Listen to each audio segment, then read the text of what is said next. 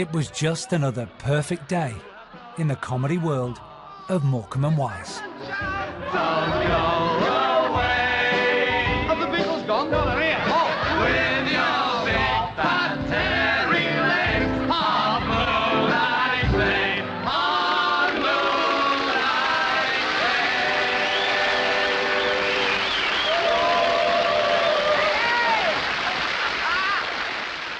It began as a way of entertaining your mates, did it? Or Yeah, but you No, don't... it was began as a way of making money. Yes. Quite honestly, yeah. But you don't know why you're funny, do you? You just know that people laugh, but you don't know why you're funny. No, do you? not really. No. You just tell jokes and they used to laugh, and that was it, you know.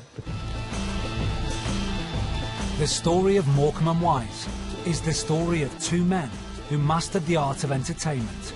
But it's also the story of comedy's difficult journey from theatre and radio to its brand new home, television. As children, Eric and Ernie caught the last breath of the colourful parade that was the variety theatre. Thousands of acts, from the ridiculous to the sublime, flashed before their eyes, and then they were gone. But the names, faces, costumes, jokes, routines and comedy characters stayed with them for the rest of their lives. Morecambe and Wise reached out for television heaven and nailed it like nobody had done before. The 1960s and 70s was their time, and they made it count. And in the beginning, there was dance. I know I've waited, know I've been blue, wait each night for someone exactly like you. Why should we spend money on a show or two? No one plays those love scenes exactly like you. Exactly like you, you make me feel so bad. I wanna hand the world to you. You seem to understand. Each foolish little dream I'm dreaming, keep on dreaming. Now I know our mother taught me to be true. She meant me for someone exactly like you. Exactly like you. You make me feel so glad. I want to hand the world to you. You seem to understand. Each foolish little dream I'm dreaming, schemes I'm scheming. Now I know our mother taught me to be true. She meant me for someone. Yeah, yeah, yeah, yeah, yeah, yeah, yeah. Exactly like you. Exactly like you. Exactly like you.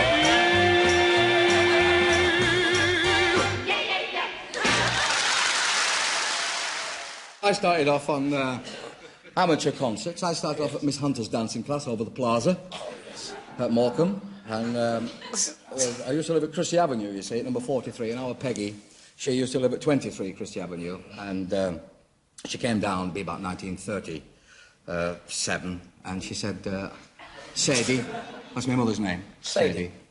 And she said, Auntie Sadie, she used to call her, because she liked her. And she said, Auntie Sadie, I'm going to dancing class. So my mother said, how much is it? And our Peggy said, it's £1. So she said, well, do us a favour, take him with you. Keep him out of the way on Saturday mornings. And I used to go, I was the only boy there. Yes. Yeah. Seriously. Then I had private lessons. Well, I ended up as the only girl there. Eric and Ernie were born into families that knew just enough about show business to make a difference. George and Sadie Bartholomew had their one and only child, Eric, on the 14th of May, 1926. Sadie always said that Eric entered show business at the age of about 3, when he escaped from the house, and he was found directing traffic on the road, and she was furious because he could have got run over, of course, even back then. I absolutely adored Sadie, and of course this is my grandmother that we're talking about. She spotted that Dad could entertain. I often say now that if my father was a kid now, he'd be labelled with attention deficit disorder syndrome. I think she knew that he was a really live wire, highly intelligent, but not remotely interested in school. Eric was an academic, and he was a dreamer. Sadie used to say he's a dreamer. But from being, as soon as he could walk, she always reckoned that he always was dancing, always amusing people, that it was absolutely born in him to entertain. He'd go down the road, find a group of builders and start tap dancing for pennies and things. So he was obviously not shy, let's say, and loved entertaining from a very early age. The Bartholomew family lived in Morecambe, a seaside town full of entertainment for the holidaymakers of the industrial towns of Lancashire. Coming from Morecambe Bay, particularly in the 1930s, was extraordinary because it was a showbiz town. It had the Winter Gardens and the pier entertainment, and he would have been hugely influenced by that. And at that time, Morecambe would have been second only to Blackpool as a big seaside destination, so he'll have grown up around things like summer talent contests, which he entered himself, things like summer seasons there. So all the big variety stars would have come through Morecambe as well. Eric's mother, Sadie, worked as an usherette in Morecambe's theatres and saw that if you had what it took, there was a living to be made from entertainment, and she knew her son Eric had what it took. She used to say he had the attention span of a gnat. Her nickname for him was Jiffalass. And, you know, I think she got him lessons in just about everything, and he did everything for 10 minutes. He really was one of those. A bit like a butterfly, really. She wanted him to have a freer life and improve his lot. So she encouraged that, and she saw, as soon as she saw there was a glimmer of talent there, she did leap onto it. Eric always said, and it's quite true, even as an adult I could see this, that if left to his own devices, he was intrinsically lazy, and he needed someone that just motivated him, and that was Sadie for those early years. She homed in on, almost by accident, on show business, and that was really down to the dance teacher, who, when he got dragged after a dance lesson with his cousin, she did tell my grandmother that, you know, he's a very talented performer. She said he's got that it you can't teach. Now, that was all Sadie needed to hear. Once she's heard that, she's then thought, right, this is something he can do. Sadie set the young Eric Bartholomew on the path to a life in show business by entering him into local talent contests. He had a character, a costume, and a song. Can you remember any part of it? Oh, yeah. I'm not all there, there's something missing. I'm not all there, so the folks declare. They call me Loopy, Loopy, nothing but a great big boopy. That's all I remember. When Eric was a teenager, it was already clear to Sadie that his best chance of a career was on the stage. He was naturally funny, and Sadie knew that performing was his ticket out of a life of manual labour.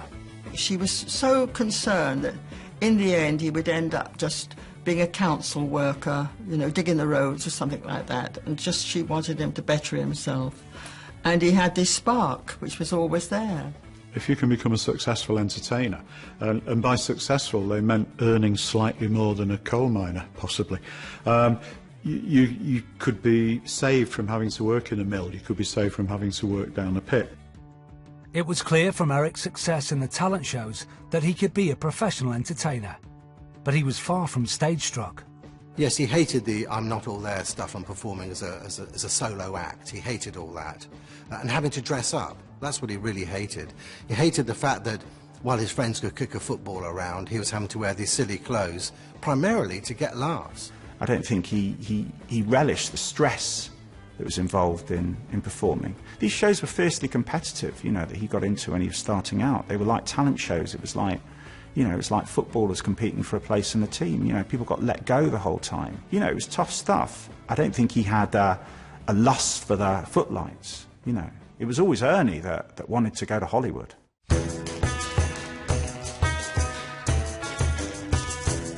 Meanwhile, in Leeds, Yorkshire, Harry and Connie Wiseman could see the talent in their son, Ernest. He had been born on the 27th of November 1925 and was soon on stage with his father, an amateur song and dance man.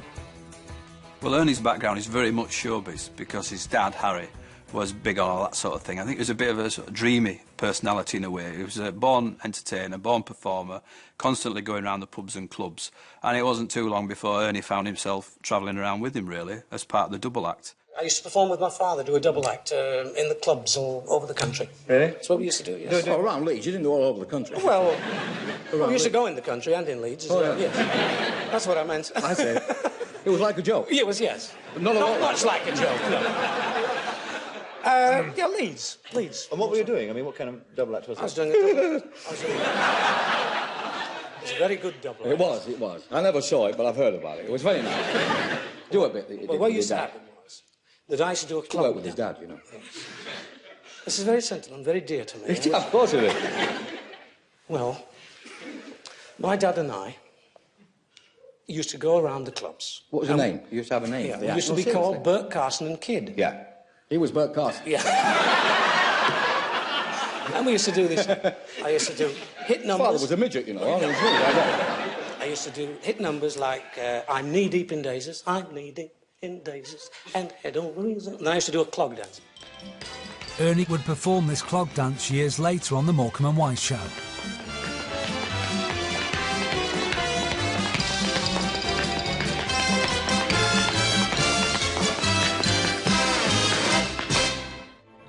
As teenagers, the wider world of entertainment had a grip on the imaginations of Eric and Ernie.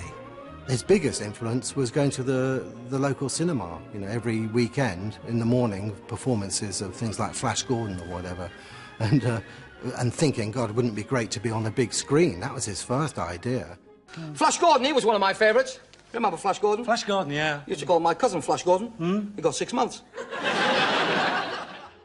Their favourite film stars were Laurel and Hardy and Abbott and Costello, but they were American, and America was a long way away. Where's the bow of the boat? That's over there. And the stern of the boat? That's over there. And the port? That's in the icebox. Oh, stop! Much nearer home was George Formby, a northerner and a film star. With me little stick of Blackpool rock, along the promenade I stroll. For Sadie and Eric, the penny dropped. If George Formby could do it, so could Eric. When Eric was a kid, he said in one of his first ever interviews when he won a talent contest up north, he said that George Formby was his favourite comic and he aspired to be like George Formby.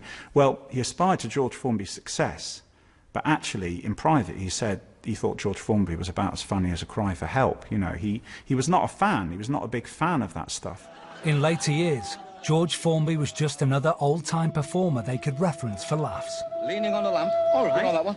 I'm leaning on a lamp of the street in case a certain little lady goes by. Oh, Mr. Wu, what shall I do? I got those Chinese laundry. I'll take it. Eric Morecambe did not rate George Formby as a comedian. Now listen. For Eric, the real comedy talent in the North belonged to the likes of Sandy Powell, Norman Evans, Frank Randall and Jimmy James. 2 more brandies before the fight starts. Just a minute. Who's going to fight? You and me, and I've got no money to pay for these drinks. I feel that, quite seriously, Ernie and I learned a tremendous amount from people like Jimmy James and Frank Randall and people like that. Absolutely fantastic. Jimmy James was a comedian who worked best when reacting to other characters around him in what has been called the comedy triangle. 3 performers in all kinds of trouble. I do. Is it you that's putting it around that arm bar, me? Who, me? Yes. Good heavens, no. Why should I do that? Well, is it him? Is it you? Huh? Is it you? I don't want any. He doesn't want any. Jimmy James is a hub around which fly extremely strange people. And he always had 2 stooges. So you had a kind of comedy triangle in which Jimmy James was constantly bouncing jokes off one stooge and the other, dealing with these 2 idiots. Go and get 2 coffees. Are you telling him about the lions? Yes, he's got 2 lions in that box. How much are they? How much are they? He doesn't want to sell them. Are you telling him about the giraffe? Yes, he's got a giraffe in there with the lions. Is it black or white? Oh, I don't. What colour's the giraffe? He wants to know. They're coffee, aren't they? Morecambe and Wise worked with Jimmy James in Blackpool in the summer of 1959, and they took from him the idea of turning their double act into a triple act. Eric and Ernie would be joined by a guest star, and Eric would really be the Jimmy James. And you would have Ernie, one idiot, followed by this guest star, who would be completely bemused and perplexed and appear like another idiot. And Eric would just play off one against the other. And it was a reprise of Jimmy James. Eric, say hello to Mr. Preview. Ah, Mr. Preview, how are you? A pleasure to be with you and ready when you are. Come on! One, two, three. You got me here under false pretenses. False pretenses? False pretenses? What's he mean? What's he mean? Well, I told you it wouldn't work. He's expecting Yehudi Menuhin. He's a comedian. And a very funny one, too. I must be honest, he makes me laugh when he puts a violin under his chin, gets to the last note and shouts, "Hi, hi, that's your lot!" And goes straight to the bar. I think you could look at Andre Previn on Morecambe and Wise show and look at Jimmy James and see an absolute parallel between insanity, buffoonery, grand guignol. You've got Andre Previn, who is very, very the epitome of highbrow entertainment, being reduced to the level of a clown. All right, I'll go get my bat on. Please do that. Yes, it's in Chicago. Ow! He's in! I like him. The double act was special, but the double act plus one expanded their universe to a point where anything was possible. It was precision-engineered chaos, just like Jimmy James. I don't suppose it matters to you whether it's male or female, the elephant. It wouldn't matter to anybody, only another elephant.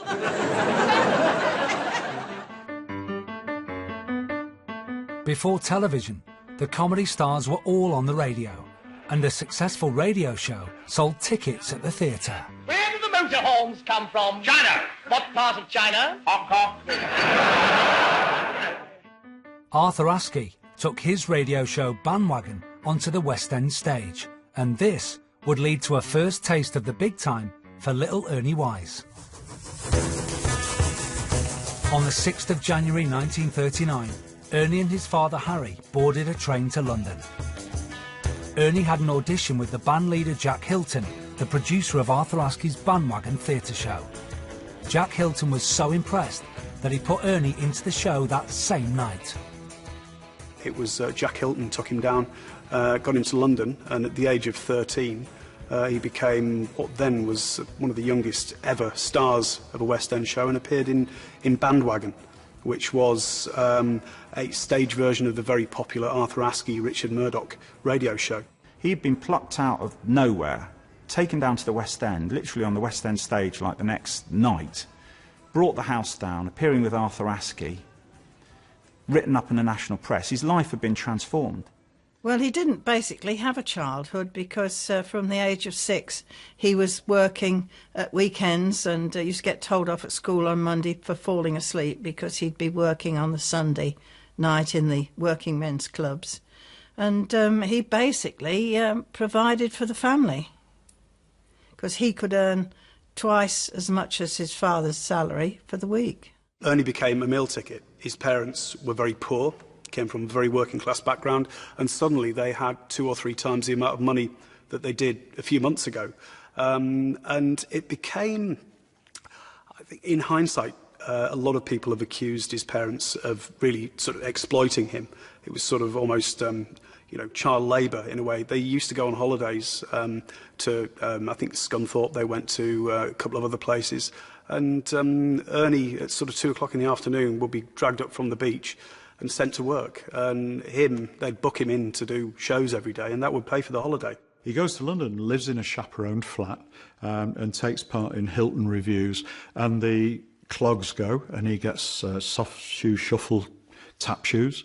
He loses the bowler hat and gets a straw boater, and he becomes a hoofer. He's a song and dance man. Already there's an attempt to remove the accent and create a milder, what in those days was called a mid-Atlantic accent, whereby, who knows, they may have been from New York, or they may have been from Scunthorpe, but we'll never quite know. The association with Jack Hilton would prove fateful just a few months later, bringing Ernie Wise face to face with none other than the young kid who would become Eric Morecambe. Eric and Ernie first met in Manchester when Eric was auditioning for Jack Hilton and Ernie was already a child star. Well, I say met, I think they nodded at each other. Ernie was Jack Hilton's favourite because he'd been so successful out of all the young stars on the youth tour, as it was in those days. So he sat with Jack Hilton watching Eric doing his audition, and Ernie was wonderful because many years later, like after my father had died, Ernie said that, you know, I sat there and I really thought, oh God, I've got some competition here. This guy's very good. So he did Flanagan and Allen, apparently, Eric, as part of his audition, but he played both of them, but without sort of any obvious change of character, which Ernie always still found fascinating in the later years, that was possible to do. And that's right, it was at Manchester. You gave an audition to Jack Hilton. And I won this competition, and the first prize was an audition in front, no money, just an audition. Yes, in that's front, right, that yeah. was the first prize, And he went which I gave, and he was with Hilton at the time, and he saw my audition. Yes. And what did you do? Do you remember you had the top out, the batter top well, out? I did double acts in those days, didn't I? It was Flanagan and Allen I used to do. Flanagan and Allen he did on his own. But by yourself? Yes. How do you do that? I have false legs. It's true. No. I used to put this battered top hat on and sing. Yeah. I used to get that. I used to do that a lot. Yeah. I still do, yeah. A few months later, the Second World War began. But by 1940, Eric and Ernie were booked on the same touring show, Youth Takes a Bow.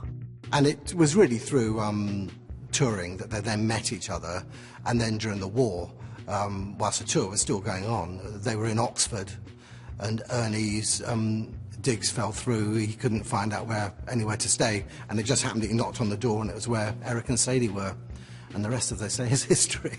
He's drawn into this B&B theatrical digs and shares the same bed, which is wonderfully iconic when you think years later that they developed this idea.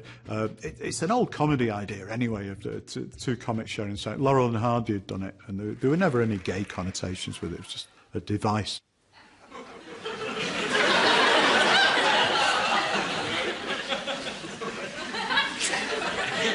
It's got me beat. I just can't make it out. Just can't understand it at all. The market's down 4 points. It's got me beat as well. Desperate Dan's just eaten 4 cow pies and he's still hungry. Can I ask you how you teamed up first? Whose idea was it? Shall I answer that? Please do. His mother, actually. Yes. His mother. His mother, Eric's mother. Could take a long time, this. Yes. They travel around the country on the circuit together doing these gigs, and the banter in the train carriage is such that she gets annoyed and says, oh, if you two keep doing this, why don't you do a double act? With one simple comment, Sadie Bartholomew had created a double act that would be together for the next 43 years. She had as much love, I felt, for Ernie as she did for Eric. She really did love her, and she always felt that Ernie was the sensible one and that Eric wasn't, that Eric was the one that, you know, I wouldn't say not reliable, because he was always reliable with his work, but he was a bit of a dreamer, and he was very easygoing with money. So in other words, he would never have any money because it would always go, and Ernie was always a bit sort of careful. And Sadie felt that this was a good influence on Eric to have someone like Ernie around, you know. They would perform as a double act for the first time at the Liverpool Empire on Friday the 28th of August 1941, when the boys walked on stage as Bartholomew and Wise. Now began the journey that would take them right to the top. Eric and Ernie, your act began at the Liverpool Empire in 1941 when you were 15 years old, which didn't give you much time for any other ambitions. Were there any? In those days? Yes. Oh, yeah, the biggest ambition in those days was the top of Moss Empire, wasn't it? Yes, that was it. It was bad. It was a very, very, very, very mediocre act in those days. Mind you, we didn't think it. We'd got lots of ego, and... We used to come on. The first gag we ever did on the stage was he was singing. Yes. He was singing How's About a Little Ramble in the Moonlight? Yes. That song. Yes. And I used to run on with a chair and a long fishing line with a piece of string down and an apple on the end of the string. And I used to say... And I used to put the can I get him in? Yes. And I used to put the apple in the pit orchestra. And then he used to say... I used to say, what are you doing? And I should say, I'm fishing. But you don't catch fish with an apple, you catch fish with a worm. That's all right, the worm's inside the apple. And that is the first gag we ever worked on the stage, and we're still doing it. And you're 15 years old. 15 years old. The greatest British double act of all time had made their debut. But nobody liked the name Bartholomew and Wise. I mean, do you remember in the old days when we first started? Ah, yeah, when we were trying to find a name. Yeah. Yeah, And I that's- thought of the name Southport and Stupid. Yes. I thought of that. I thought of Bridlington and Soppy. I thought that was a good name, that. Yes, it was, yes. It suited you, that name. Yeah. And then the audience sent in a few suggestions. We yes. couldn't use any of them. No. And somebody came up with the name of Morecambe and Leeds. Yes. But it looked like a cheap day return. Yes. A chance meeting with the American singer Adelaide Hall and her husband Bert Hicks would solve the problem. My mother said to Bert Hicks, I don't like the name Bartholomew, she said, for his stage name. What do you think I should call him? He says, well, where does he come from? And my mother said, he comes from Morecambe. He said, well, call him Morecambe. In the summer of 1941, Eric and Ernie became Morecambe and Wise. They were only 15 years old. From this point on, Morecambe and Wise absorbed all the influences that would make their future shows so unique. Arthur Tolcher, seen here with Eric, was the young harmonica player on Youth Takes a Bow. In later years, his unwanted harmonica playing became a running joke on the Morecambe and Wise show. Ladies and gentlemen, the very beautiful, the very talented, the very well-known... Not now, Arthur. Not now. Sorry about that. What do you think of it so far? Rubbish! Never fails, that. Not now, Arthur, not now. No. Slowly, slowly. Take it nice and easy, yes. Think of the money, Arthur. Think of the money. Bit of dignity, Arthur. Dignity at all times. Smile, smile, they're very smile. Eric and Ernie loved the eccentricity of the speciality acts of the variety theatre. The many hapless ventriloquists they encountered were an easy target in later years. Hello, Charlie. How are you? I'm very well, thank you. Oh, I am. Magicians, mind readers and novelty acts were a major part of the variety world around them. And these characters inspired Morecambe and Wise's Mr. Memory sketch from 1973. Thank you. Good evening, Mr. Memory. Good morning. Mr. Memory, I understand that you have a brain capable of remembering every event that ever happened anywhere and any time in the world. That is correct. Question number one, Mr. Memory, could you please tell me who won the FA Cup in 1950? FA Cup 1950. Yes. Arsenal. Tranmere Rovers. Eric's mother, Sadie, was now guiding the career of Morecambe and Wise, and in 1943 she took them to London to appear in Strike a New Note. The new double act made a big impression on a young dancer in the show, Sheila Matthews. My very, very fond memory of Eric is me coming off the stage from the Adelphi Theatre one night, and in the wings was Eric Morecambe, sitting on a sort of throne which was on a dais, surrounded by a bevy of ballet girls and chorus girls, rocking with laughter. Couldn't laugh out loud, of course, because the show was on, but hysterical with laughter. It was a wonderful sight, and one I shall never forget. During the war, it was about 1940, we went into Strike a New Note. We went Strike a New Note. Ah. Beautiful girls in that show. Yes. Oh, yeah, they used to walk about, man. Yeah. Naked. Yeah, Yes, it's true. Remember that? Yeah. All these beautiful showgirls with black shoes and black gloves. Look like the Five of Spades walking Yes, down. it's true. Fantastic. Ernie was sort of a stocky boy, but he was very jumpy, very jerky, full of beans and always raring to go and onto the American side of things, if you know what I mean, inasmuch as that the number he did do in Strike a New Note was Yankee Doodle Dandy, which couldn't have been better for him. It was absolutely Ernie. I'm a Yankee Doodle Dandy. 40 years later, Ernie could still perform the routine. A real live nephew of my Uncle Sam, born on the 4th of July. Isn't that fabulous? They were meticulous in every move, every inflection, where they would look. absolutely, they didn't leave a thing to chance. It was beautifully done, but it was I felt very privileged to be able to stand there in the dressing room and watch this creation growing. I mean, they were like sponges. They soaked up everything and used it. So I knew they were going to be a success, but I never dreamt that they'd be the wonderful stars that they are, or they turned out to be. The glamour and prestige of Strike a New Note would come to an end in November 1943, when Ernie received his call-up papers to join the Merchant Navy. The following year, it was Eric's turn to join the war effort, sending him from the limelight of the West End stage to the gloom of a coal mine. You were, in fact, reading your book, you're, in fact, the only time you've been separated in all these 34 years, in a professional sense, Yeah. was during the war, wasn't it? That's right, yes. That's right. And in He was fact, on their side. Yes.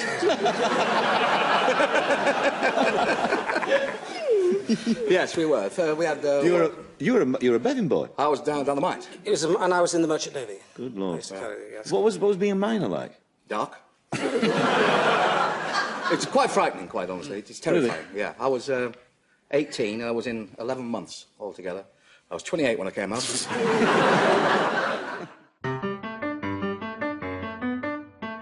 The years after the war were a hard slog for the newly reformed Morecambe and Wise. They were just one of many performers trying to make their mark on the treadmill of the variety circuit. Getting into variety as an act was our hardest time, wasn't it? I used to run across the stage, Yeah, slapping very hard across the face. It's just like, shaboom, like that, really hard, you know. Say, how dare you have the kind of face I dislike, and run off. Now, the idea of that was to get an impact with the audience, you see, because we'd be second spot. They'd only just opened their eyes in the theatre. And, They only just opened the theatre. Yeah, and this was to make them all jump, you know. My God, that must have hurt. They didn't laugh. They just said, that must have hurt, you know. But the effect was... If it wasn't for that gag, it would have been taller. The most feared venue in Britain was the Glasgow Empire, known as the graveyard of English comedians. I remember once going on there and we came off to our own footsteps. Yeah. And the fireman was in the corner and he said to us, they're getting to like you. He said, Really? Yes, Well, they hadn't thrown anything. They hadn't thrown anything, yes. They sat there. And there's a comic, I won't mention his name, but he fainted, Des O'Connor. Yes. I won't mention his name. He actually walked on and went, well, ladies and gentlemen, and it was carried off. Did they applaud him? What a fall, yes. Oh, dear. Any time you're feeling lonely. And he was that night. Morecambe and Wise began to get things right on the variety stage.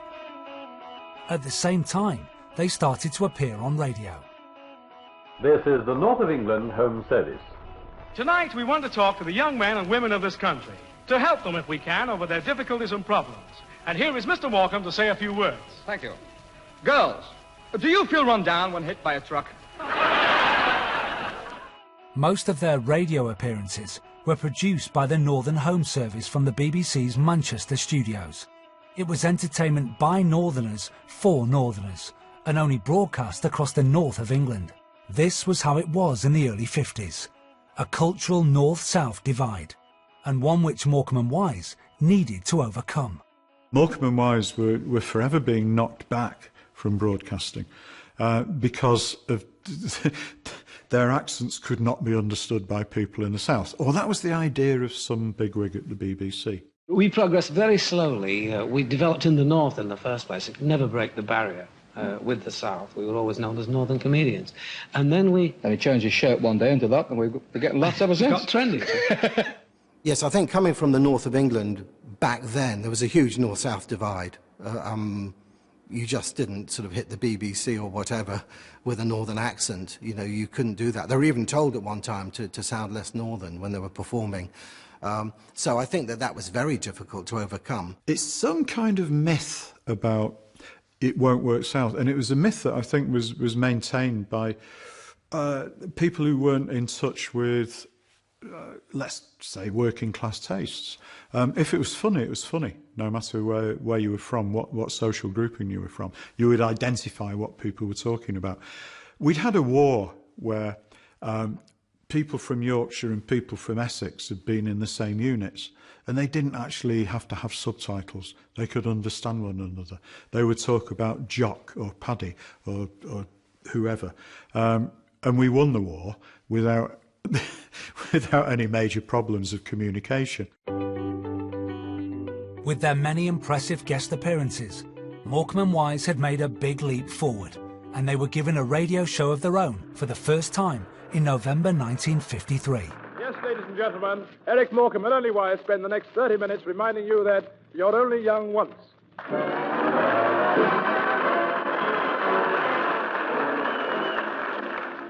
Good evening, ladies and gentlemen, and welcome to Yo-Yo. In their search for new talent, the BBC have tried many new comedians.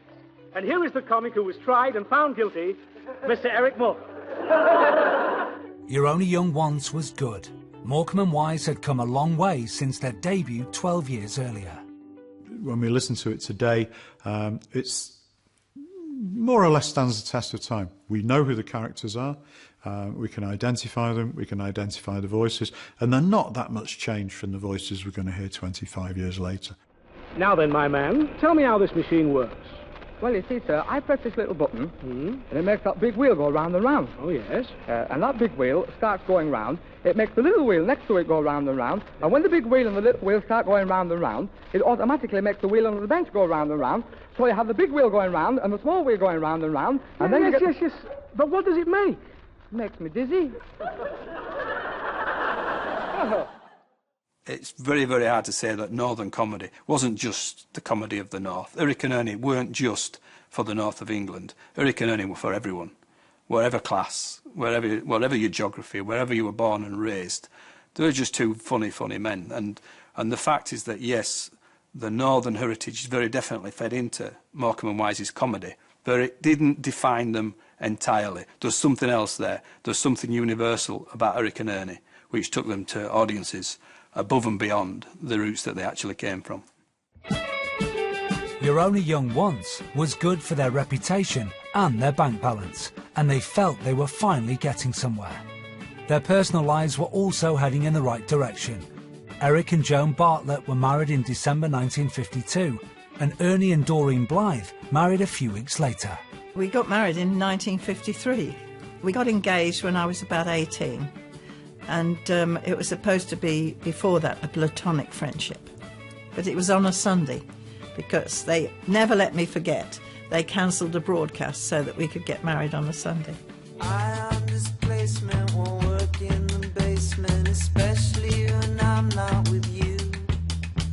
Ernie and Doreen chose not to have children, but Eric and Joan had a baby straight away. They were married December the 11th, 1952. And I was born the following September 14th, 1953.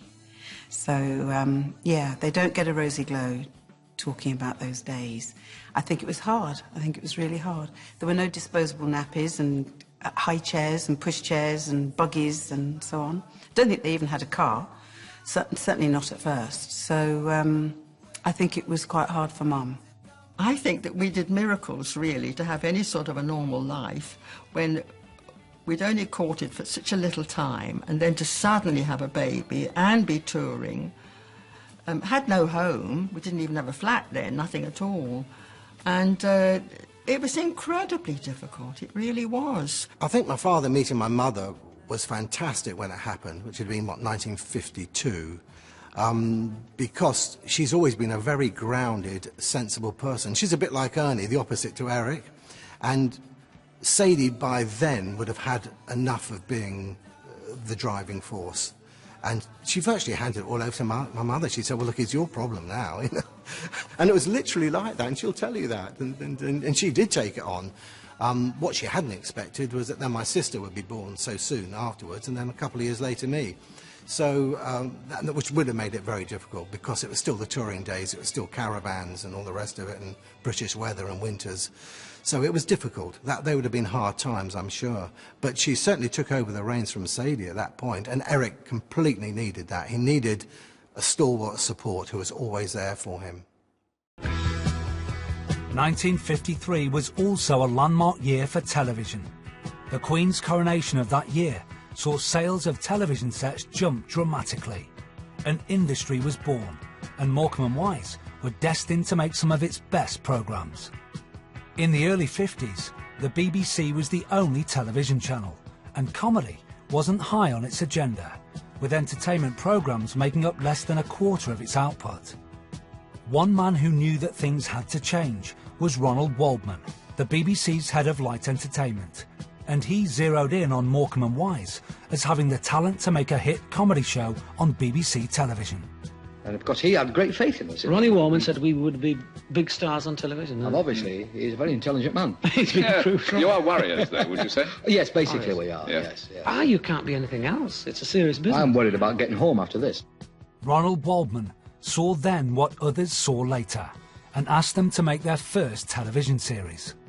I think the chance to go into TV was just one you just didn't turn down. Someone comes along as a producer to see your live show on stage and say, well, we'd like to offer you a TV series. That you just, these are the boys from the north of England. You're made good suddenly. What a great opportunity. Their dreams had come true. Morecambe and Wise now had a television show of their own, and they called it Running Wild. Morecambe and Wise!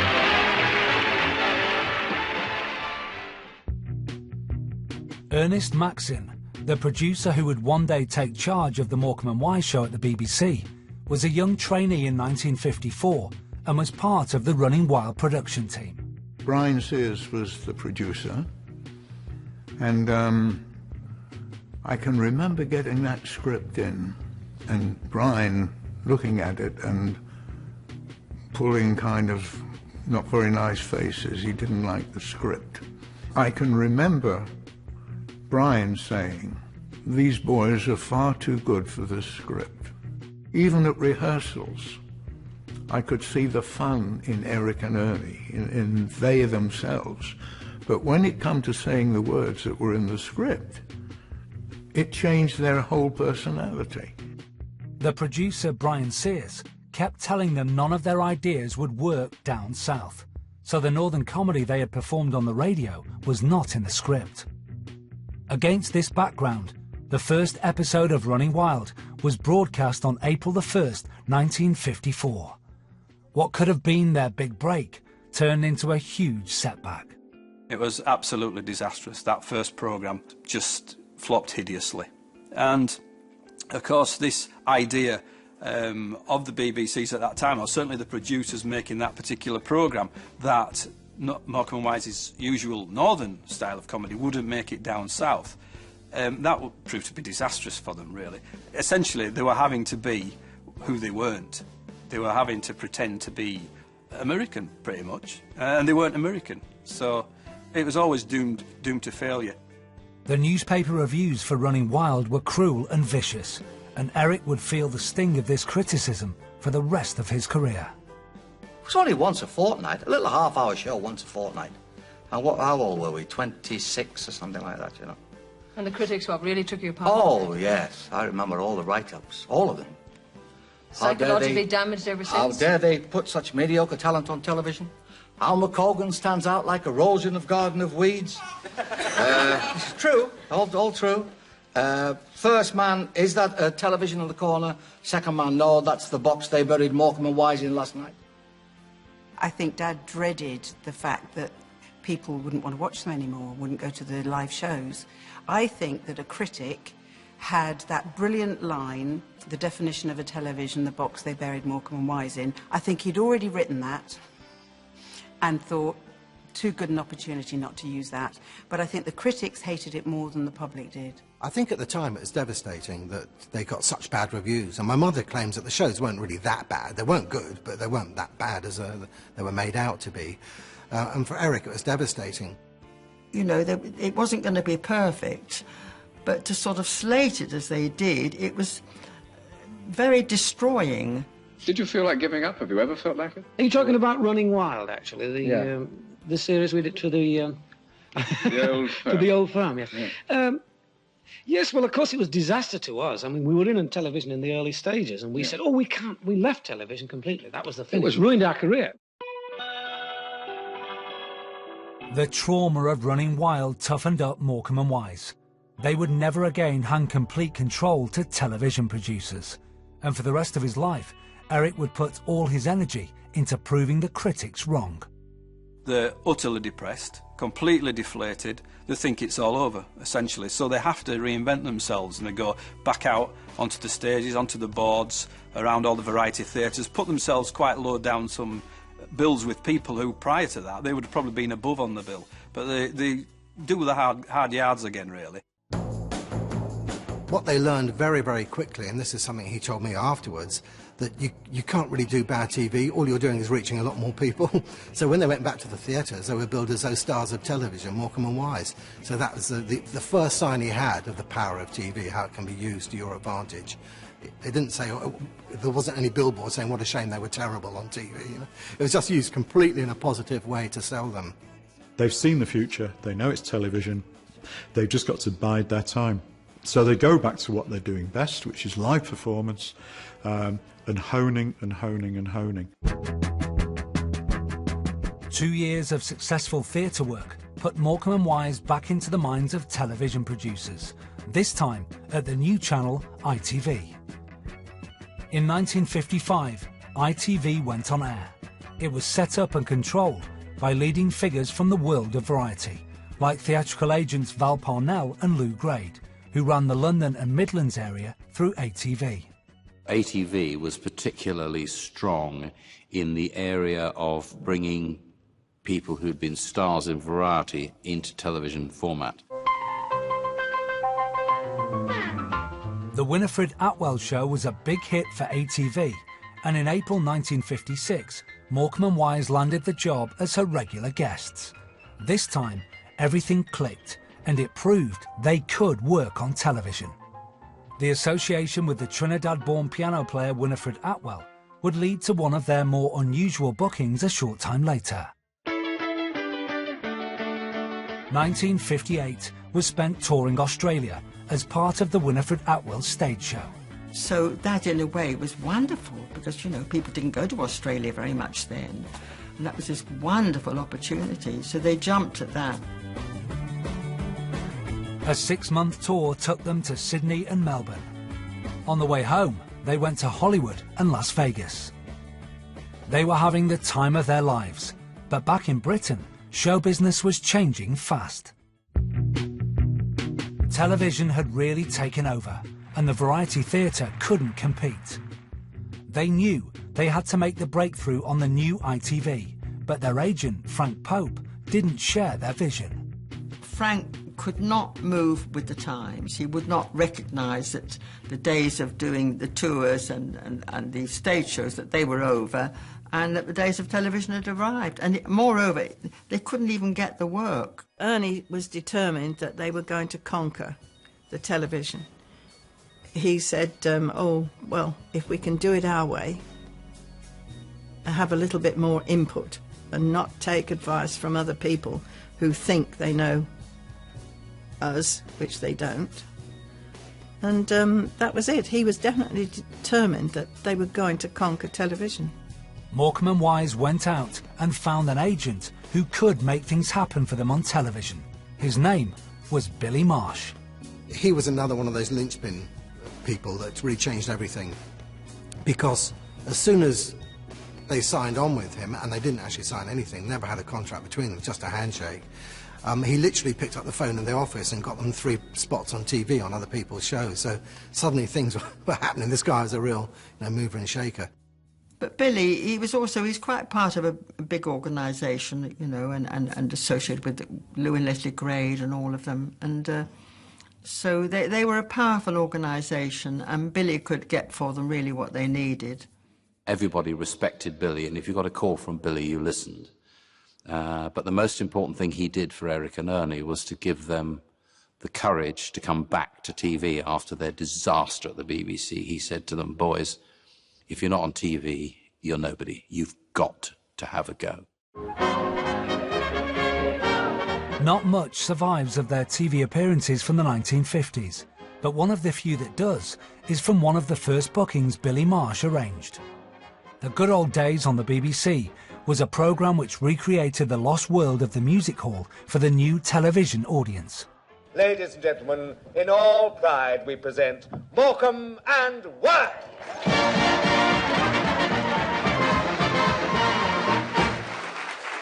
Thank you. Who's come on? I don't know. Oh, it's on. Good Hello, evening. darling. Hello. Working? Oh, you're up there, aren't you? Don't work up that way. It's the wife. Good evening, ladies and gentlemen. I must say how happy we are to be appearing once again at the City Varieties Leeds. Yes. It really is wonderful to see all your happy, smiling faces. Happy smiling faces. As a matter of fact, the old place hasn't changed one little bit. But don't you feel that there's something missing? That's it. However, it's exciting in the theatre. The lights, the atmosphere. Is that what it is? Yes. I thought it was you. What do you mean? I'm getting a bit fed up with this stage, like. Fed up with it? Well, I like to do something different, you know, like go abroad, get a new job. Where was that woman there when she was doing all that dancing? Where was she? I've got it. What? Spain. Is that where she was? Yes. That's where I'd like to go. Well, it's hot. Yeah, that's the place for you. Why? Listen, you would make a marvellous bullfighter. Yeah, you're a natural. Listen, I'm going to make you the greatest bullfighter in the world. You're only saying that. No, I'm not. Well, somebody just did. Eh? Morecambe and Wise. Morecambe and Wise were now back on television, and it was ITV shows like Val Parnell's Saturday Spectacular where they really stood out. Lady of Spain, I adore you. And right from the moment I saw you. And evermore singing the blues. And evermore singing the blues. Without you, what do you do me this way? Hey. Morecambe and Wise.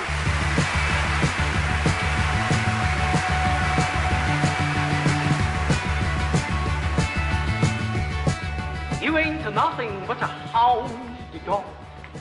You ain't a nothing but a hound dog.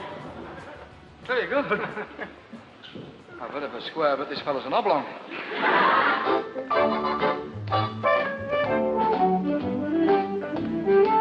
Very good.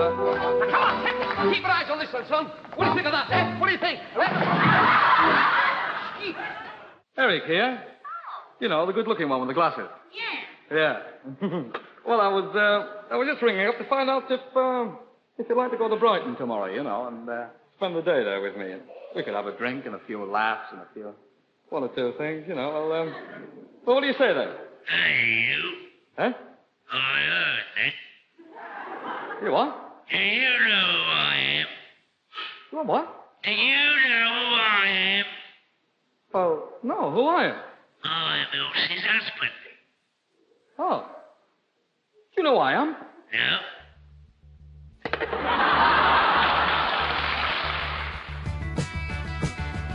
On ITV, the northern accents of Morecambe and Wise seemed fresh, like the channel itself.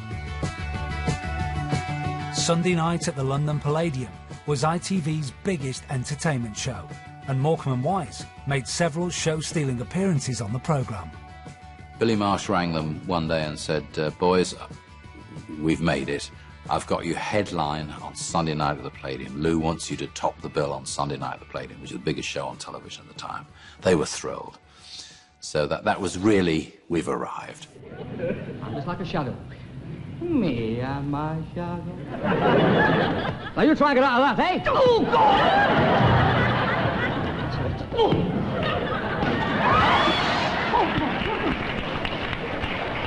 My goodness, what have I done?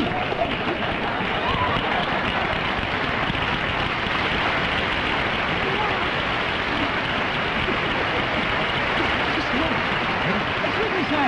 Are you all right? Have you anything to say to the viewers before you leave? One thing. What? Get out of that. You can't connect. Audiences loved Morecambe and Wise, and ATV thought they were ready for a show of their own. Morecambe and Wise prepared themselves for another stab at a television series, but they were nervous. Fearing a repeat of the problems that had sunk Running Wild, Morecambe and Wise sought out the advice of the era's other successful northern double act, Jewell and Warris.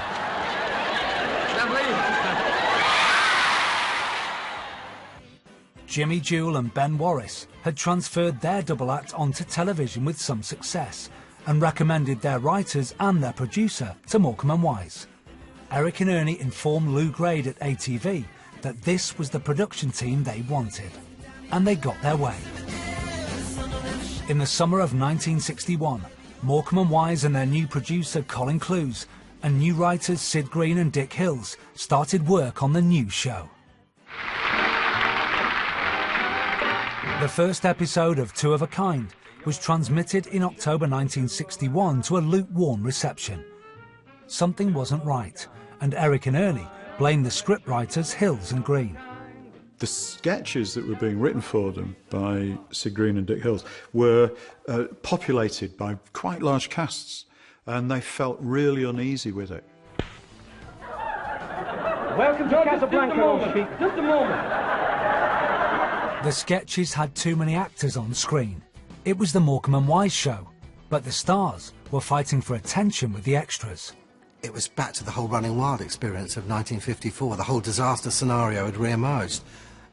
Not because Sid and Dick were writing badly, they weren't, but they were suddenly in a cast of thousands again. It was back to lots of people on a stage and them being told to do this, stand there, do this. So it was heading nowhere again, very quickly. A solution presented itself when the Actors' Union Equity called a strike. With no actors available, Hills and Green were forced to write small-scale sketches around the personalities of Morecambe and Wise. I say. What? Is that Bridget Bardo over there? Where? Snap, I win. Cunning devil. Try it again. I can see the top of your cards. I won't look. Snap. Hey, What? Is that Bridget Bardo over there? No, she's over there. Where? Snap, I The cast is cut down, the sketches become more intimate, and we're invited into their world. And the whole of their television performance came down to a very intimate, face-to-face, nose-to-nose, intimate relationship. And all the clutter on the screen and millions of actors and extras and props and all that got stripped away. And they suddenly discovered what magic that was and how that was a television technique. They were made for television. A lot of the music hall stars who'd made it on the stage were too big when they came in front of a camera. They were sort of eating the camera. But Eric and Ernie were made for television. They adapted perfectly because it was all conversational, the two of them talking to each other. In a way, it gave them a break because they found that those short, concise shows were received amazingly well. And when I used to go to the studio and watch when it was a live broadcast, and they used to bring the house down. You couldn't believe it. Couldn't believe that any could go so well. And brought the house down. Well, first of all, ladies and gentlemen, I'd like to speak to you about Einstein's theory of astrophysics. This, of course, is a very, very fascinating subject and very, very difficult for the ordinary man. But as you know, we are... as you know, we are surrounded by a lot of commonplace things like motor cars, aeroplanes, and vacuum cleaners, and very few people seem to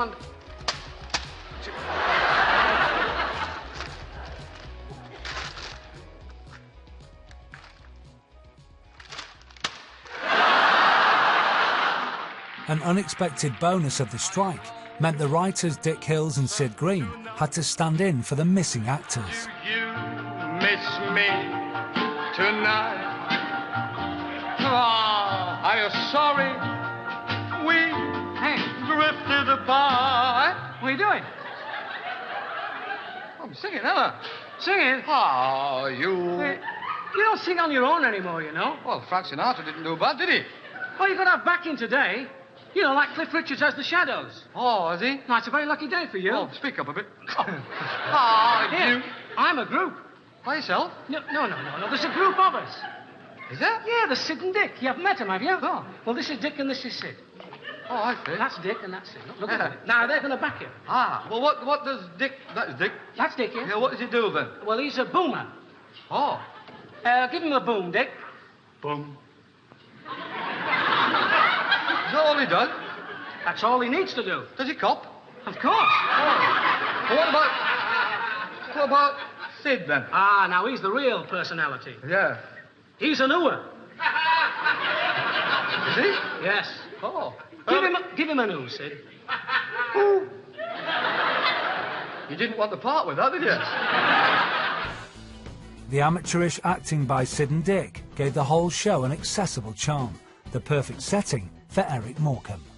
And I can remember it from watching it. Suddenly, there were the two scriptwriters going, boom, hoo, ya-ta-ta-ta, boom, hoo, when they did a doo-wop number. And it was Sid and Dick. And we went, who are these people? And I didn't know people had scriptwriters in those days. But there they were on stage, just 4 people instead of 10, 20 or whatever. A 1, a 2, a boom. Hi-ya-ta-ta-ta, a boom. Hi-ya-ta-ta-ta, a boom. Hi-ya-ta-ta-ta, a boom. Hi-ya-ta-ta-ta, a miss. Hi-ya-ta-ta-ta, a boom. Sorry. Just a minute. No, don't stop.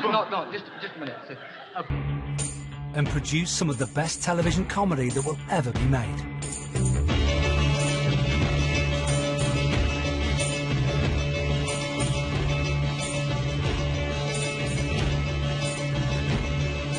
All men are fools, and what makes them so is having beauty like what I have got.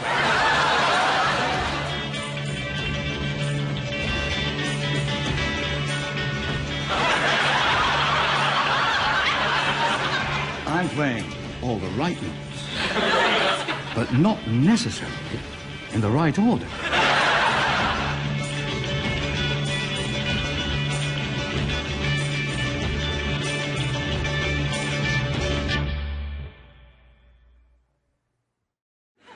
I'd now like to introduce to you the greatest star we've ever had on the show. The one and only Sir Lawrence. You can't come.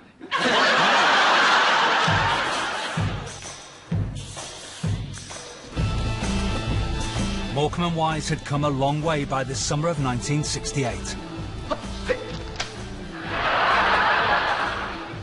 After years of struggle through variety theatre and the early days of television, they had become big stars on ITV. They run it for the laughs, but they were still ambitious. It's a business. We're in it for a reason. We're in it for... I mean, the days of, basically, of glamour have gone, as far as we're concerned, you know. They left ATV, as far as I know, because Lou Grade wouldn't give them 2 things, a longer show and more money. But the biggest thing of all, which was like in the background of those 2 things, and it was becoming more and more known by all of us in the public, was the idea of colour. Lou Grade, the man who ran ATV, did not want to give them the colour programmes or the money they were after. Over at the BBC, the head of Variety, Bill Cotton, saw his chance and signed up Eric and Ernie. In terms of their own self-esteem, the return to the BBC must have been absolutely enormous for them. Eric and Ernie, back in the big time, were on the BBC, were where it matters.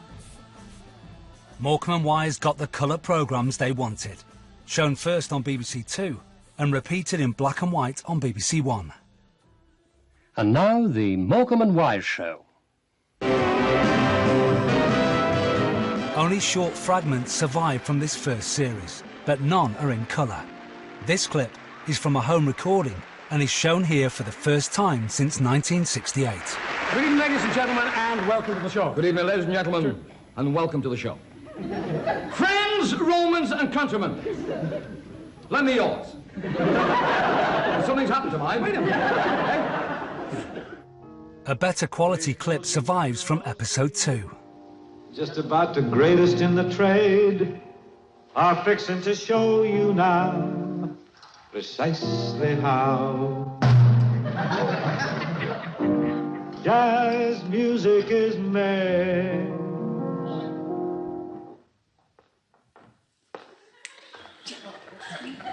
Are you all right?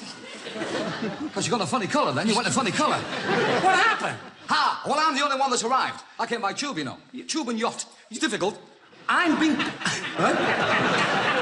I'm Bing Crosby. Oh, no, Ern. Oh, no. I'm sorry. You see, because with Bing Crosby, you can't see the join. With you, every now and again, a quick flash. Oh, please. Just a quick flash. That's all, folks. An almost complete episode was recently discovered as a black and white film print. Tonight, ladies Ladies and gentlemen, in honour of our special guest and my next-door neighbour, Mr. Edmund Hawkridge, we are going to present scenes from the Desert Song. Only the original audience would have seen these pictures in colour until now. Using a process developed by a former BBC engineer, it is now possible to restore the original colours. And on BBC Two now, the Morecambe and Wise show. Here, for the first time since 1968, is Morecambe and Wise in colour from their first series at the BBC. Shut the grass.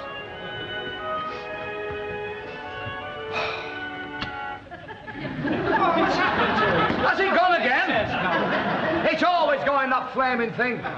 When the show was first broadcast, there were only 100,000 colour TV sets in British homes. It was one of the first comedy programmes in colour, but hardly anyone saw it like this. Kissing a moonlit sky, the desert breeze whispering a lullaby.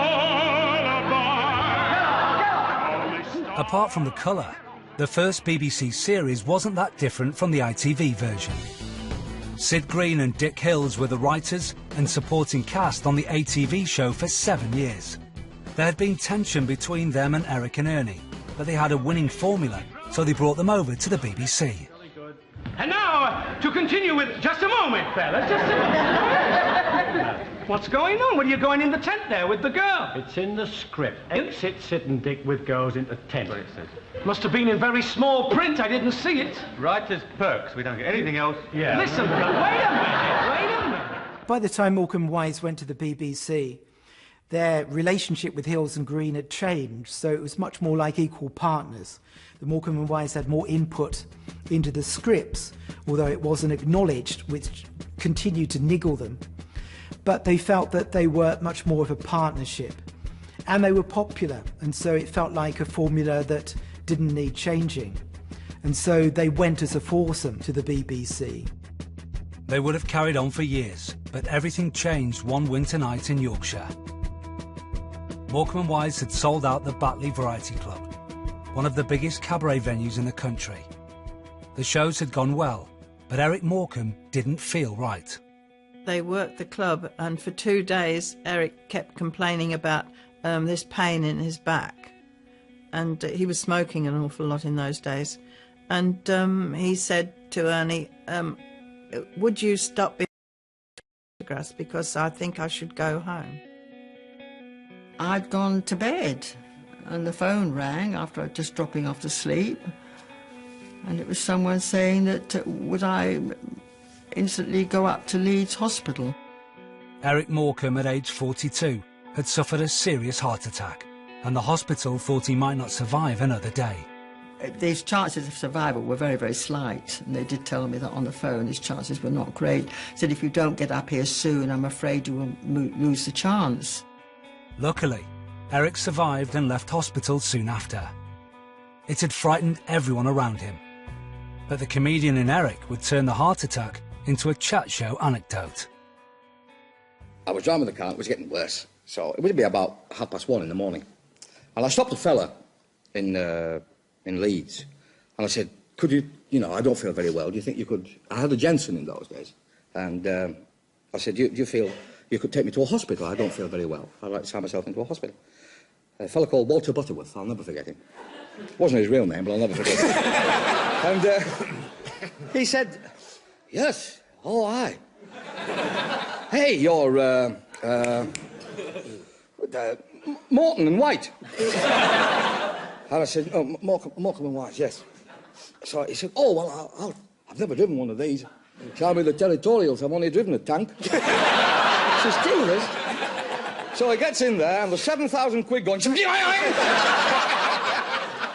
the road. It was me going... And I got to the stage where I couldn't have cared less, So he takes me to a hospital, and I go in there, and he's obviously said to the fellow behind the counter, he said, Eric Morecambe's out there, and he's not very well. Could I have... And the fellow wouldn't let him have a chair, as far as I can make out. So I walked in, and the fellow looked at me and went, oh, yes. And he says to all the boils and the cuts and the slashes in the corner there, in the outpatient step, hey, 'Tis him. Yeah. It's true, you know. So I said, now my real name is Bartholomew. I never tell anybody that, but my real name is Bartholomew, I said. So he says, you don't look too good, son. I said, no, I'd like to put myself into hospital, you see. He said, well, right. Now then. Name? So I thought, well, I won't say Bartholomew. I said, Morecambe. He said, all right, Morecambe. Address, which I gave him. Age, which I lied about. He said, you don't look too well, you better go lie down on that thing. So I'm lying down on a stretcher there. The next thing I know, I'm being injected. This Walter Butterworth is sat with me. And I said, I'd like to say thank you very much for all your help and everything. He said, oh, that's all right. It's been a pleasure. He says, my mates won't believe this. He says, and this is the exact words he used. He says, will you do us a favour? I said, what? He said, before you go, will you see me? True, that. Ernie carried on as best he could as Eric recovered. But then came the news that their writers Sid Green and Dick Hills had left the show. Ernie and his wife Doreen were on a flight to the Caribbean when they found out about Sid and Dick. The stewardess came up to us and said, oh, have you seen the paper? Isn't it a shame about your writers leaving you? And so Ernie said, what do you mean, writers leaving? And she said, well, it's all in the paper today. So she gave him the paper. So when we got off the plane, I think it was in Barbados we were going, he phoned Billy Marsh and said, what's happened? And he said, oh, yes, they don't consider that you're going to be around to do any more shows. They never had a big fallout. They never had a row. It just was a general feeling of hurt that the way it was done, that they had assumed that Eric would never work again. He's had this massive heart attack and went off and got other work without just saying that, you know, what they were doing. Meanwhile, Eric was making good progress. The BBC made plans for the next series, and a new writer was found. Enter Eddie Braben. Eddie Braben had fallen out with Ken Dodd over money. He was good, and he was available. But was he interested? Apparently not. I didn't think I'd be able to write for Morecambe and Wise. They weren't my style. Doddy was my style, you know, 10 gags a minute. Eric and Ernie didn't work like that. And I didn't like the way they worked. I thought Ernie was too hard. A sort of mid-American. And then what did you do? And then what happened? There was nothing there. And I thought Eric was rather silly, a bit gormless. And there was something missing. Eddie's doubts didn't last long. He was asked to meet with Eric and Ernie, and they clicked. We took to each other right away. I knew there was something there between the three of us. I mean, we all had the same working class background. We were all from the north. We all laughed at the same people. We had a lot going for us. But there was something else. There was something intangible going on between the three of us, sparking between the three of us. With high hopes and some trepidation, the new series got underway. Right, OK, love. Run TK 43, 10, 9, 8, 7, 6, 5, 4, 3, 2, 1. Thank you. Lovely. Thank you. Thank you very much. Keep going, you fool.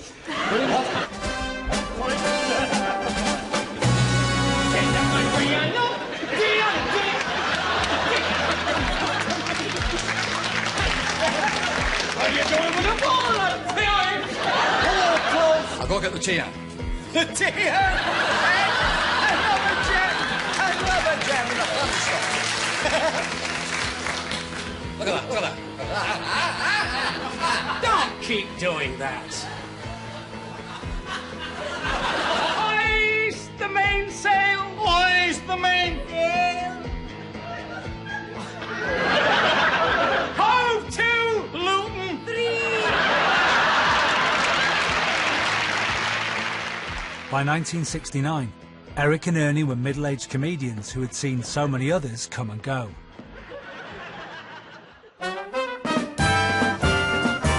In the ITV years, they had seen the new wave of university-educated comedians enter the picture. That was the week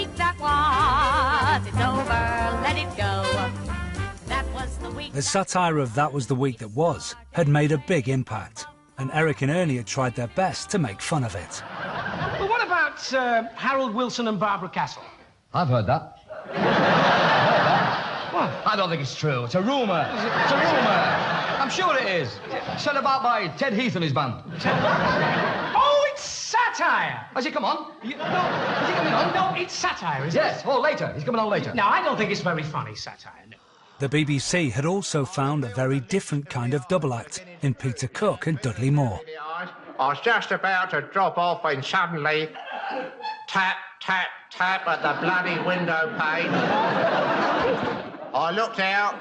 You know it was bloody Greta Garbo.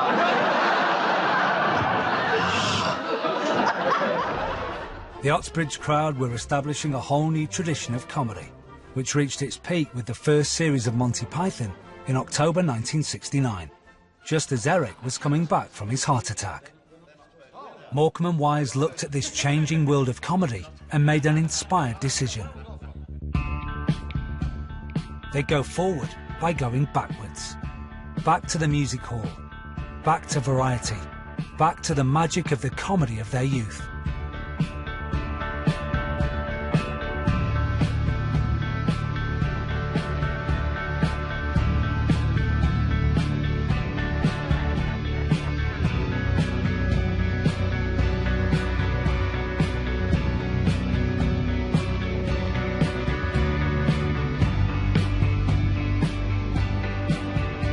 I think going back was the way forward for Morecambe and Wise. What they did is they almost took the mickey out of their own backgrounds with the curtains on the stage, which you don't need those tabs closing backwards and forwards. That's a throwback to Variety Hall, and some of the dance routines and the gags behind the curtains, throttling himself and all that. It was a very clever nod to their past. It wouldn't have worked if they'd tried to kind of up it and keep up with the new stuff coming through. That wasn't their field. They'd have been disastrous at that. It's interesting that as they blossomed and matured, they stopped sort of trying too hard to be television and reverted to the relaxed atmosphere of the stage and the curtains and everything. They went backwards in a very constructive way. They thought, this is what we do best, so we must get back to that. We've got to find ourselves all over again, and they did. The big idea was to bring the warmth of the theatre into the cold technical space of the TV studio. Instead of working on the hard studio floor, Eric and Ernie wanted a wooden stage. Excuse me, just a moment. Just go and get... That's all that. Just watch it, that's all. You're not dealing with the mug here, you know. He loved the idea of that, yeah. Hearing footsteps and things. It was memories for him, it was nostalgia. It made him feel relaxed. This is a world I know about on a stage. That's what he enjoyed. The wooden stage had a comforting sound, and the curtains brought the feel of variety theatre to the television studio. But first of all, I would like to amaze you all with some sleight of hand. Good Lord. Eric and Ernie insisted on having the curtains, the front cloth. And in almost every show that I remember, they stood in front of it, which is how they started their early variety careers, because when you were way down the bill, they had to change the scenes behind the curtains for the real stars. So they put fodder out in front in order to pass the time, so the audience would be kept reasonably amused before the big act came on. So that, of course, is very much part of their shows on television, and of course part of their lives. The new theatrical look was complete, and Eddie Braben's new vision of Morecambe and Wise stepped onto the stage. The first change I made, I thought was the obvious one. I had to be, obvious to me anyway, change Ernie. Not Eric, change Ernie. How could I change Ernie from somebody who stood there saying things like, and then what happened? And then what did you say? What did he do? There was nothing there. But there was a lot of talent in Ernie, I could see it. And that was when I decided to make him the egotistical, pompous author, the playwright. This is the story of a man. A man respected by his fellow men and adored by the ladies for his charm, wit, and elegant good looks. A man of dignity, a man of great education, like what no other man had got. they found a character for Ernie, and he became a playwright, the play what I wrote. So he found this character, and it was a character that Eric could bounce off. Yeah. Right? When we started, he played the smoothie. And I could bounce off that, because I'm little. I'm right, aren't I? And that's what's happened. Yeah. That's what happened with Eric and Ernie. They found Ernie, they found a character for him, which was the playwright. And you know what you are to me? No. You are the Leonardo da Vinci of the felt tip. Ordinary folk like myself can only sit and stare in astonishment. Well, Eric, I don't go in for self-analysis, but I'm just grateful and very humble that I'm a genius. True, Ern, I must admit it. The Brothers Grimm were good. And by golly, Ern, you're grimmer. Some sketches were now apparently plays written by Ernie Wise. And now, ladies and gentlemen, the moment you've all been waiting for. The latest play what I have wrote. Entitled The Lives of a Bengal Lancer. Ernie Wise now stepped up as a vital comedy element in the double act, and the plays what Ernie wrote saw all kinds of special guests make fools of themselves. Peter Cushing set the tone, a serious actor tricked into appearing in an Ernie Wise play. Good evening. Is that him? Is that him? Eh? Yes. They look different off, don't they? They look different off. What can I say, Mr. Cushing, that an actor of your high standing should agree to appear on our humble little show? It's most gracious of you. Oh, not at all. I've always enjoyed your humble little show. Behind the scenes, Ernie's contribution was also crucial. He knew every detail had to be right for the comedy to work. Eddie, that picture's not decisive enough. It's got to be zoom enough. It's only going halfway. It won't work. Well, I think it's better without that thing there. Like all the way to the floor. Well, it's got to go zoom, otherwise you've lost it. Yeah, I think so. Yeah. They had found a new way to make their television show. And they had found a brand new song, Bring Me Sunshine. Where we live, there should be more happiness. So much joy you can give to each brand new bright tomorrow. Make me happy through the years. Get on, stop it, never bring me anything. Sorry about this. And your arms be as warm as the sun. Apologise, Bob. Bring me fun, bring me sunshine, bring me love. You ruined everything. Yes, we've got no flaming chance.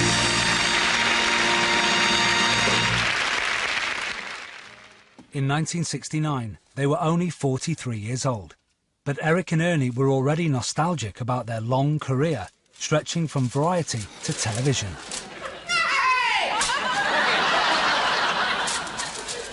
Not for you. Sit at my piano. Occupy your mind intelligently. Look at that. Remember that? Oh, do I remember? We used to use that in the act. Of course we did. Come on, do the gag. What's the difference between and? I don't know. What is the difference? Remember, we used to do that in variety? Yeah. Just before we retired? Yeah. They had been on stage since they were children, and during all the years of pantomimes, summer seasons and variety theatre, they had seen it all. The world of entertainment Morecambe and Wise grew up with was disappearing fast, but they weren't going to let it be forgotten. It can't go on, I tell you, it can't go on! What can't go on? This shirt is too small, look at that! Hey, remember that? I do, in pantomime. Hey, Jimmy Clitheroe would like that back, he said. I will send it to him. Oh, I will. Lancashire comedian Jimmy Clitheroe was a grown man who looked like a small boy. He was one of their favourite characters, and they knew any mention of him would please the older members of the audience. Eddie Braben's writing portrayed Eric and Ernie as two good friends living in their own little world of music hall references.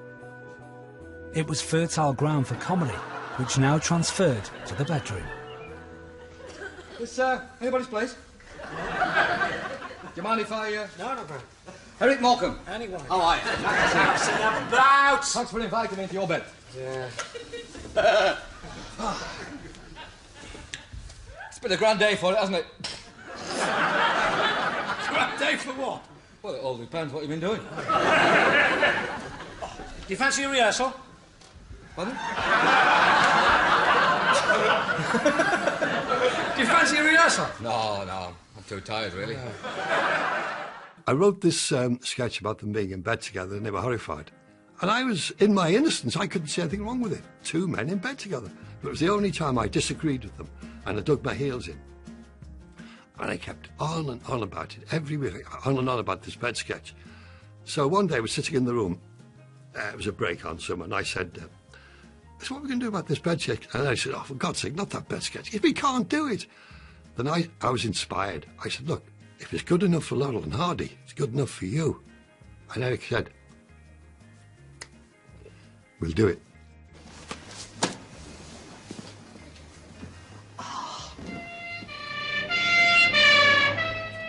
He's not going to sell much ice cream going at that speed, is he?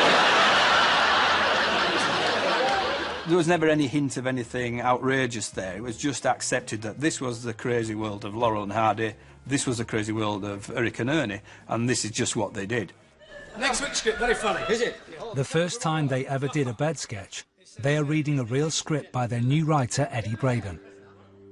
The split from their former writers, Sid Green and Dick Hill, still hurt Eric, and he even dropped in a barbed comment about them during the sketch. Welcome to the show. Another gem. Another gem. Sid and Dick used to write stuff like that, you know. It was a reference the audience wouldn't really understand, but Eric was sending a message to Sid Green and Dick Hills. You thought we were finished, but look at us now. Allied Craft Award Light Entertainment Performance, Morecambe and Wise to be presented by Martin. The Morecambe and Wise show started to win all kinds of television industry awards.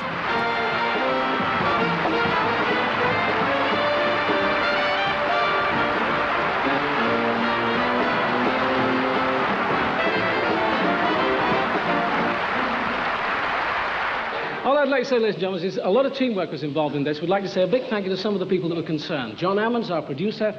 That's another marvellous job. Also, Eddie Braben, our writer. Thanks, Eddie. I've heard that in the birthday honours list, there's a knighthood going for a comedian this year. I've heard. They've never had one before, have they? Eh? Knighthood. Oh, yeah, a comedian did, yeah, but it was a long time ago, though. They've never had one before. The last comedian that got a knighthood was Sir Lou Grade, wasn't it? He's not a comedian. Well, he makes me laugh, I'll tell you that. The comments about Lou Grade show Eric hadn't forgotten the way they were treated at ATV. It became a running joke, and Eric never missed a chance to make fun of their former boss. Look at it. Dark, dank, and dingy. Like a dressing room I once had at ATV. Lou was a jailer. Mountain God! You mean that Lou Grade actually lives up there? You'll be telling me next you've heard a voice from the other side. I have. I have. It was Lou Grade, but the money was no good. Into the 1970s, the Morecambe and Wise show increasingly looked back to an earlier age. Cheerio! The influence of comedian Billy Bennett was acknowledged and celebrated. Billy Bennett was a musical entertainer, quite an imposing figure with a walrus moustache, an ill-fitting evening suit and big boots, whose stage matter on his billing was almost a gentleman. Eric's favourite costume, top hat and tails, was a straight lift from Billy Bennett. Billy also had a way with one-liners and a striding walk, which Eric liked to imitate. What, more of them? I've just had a tussle with some redskins. Opened a tin of tomatoes. Auf Wiedersehen. Shalom Aleichem. And who are you? I'm Big Chief Mexi Bacon. I know your brother, Streaky Bacon. Eric had learnt from Billy Bennett how to make an entrance in a funny costume and deliver a stream of corny gags.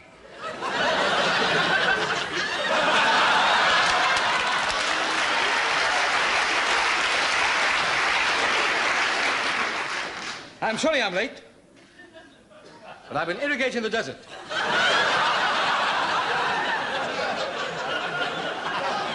And it's very it difficult on your own. Is Julius Caesar with you? Couldn't come, love. Couldn't come. Got the hieroglyphics. But he does send his love. Billy Bennett was also the king of rumbling comedy verse, another skill Eric admired.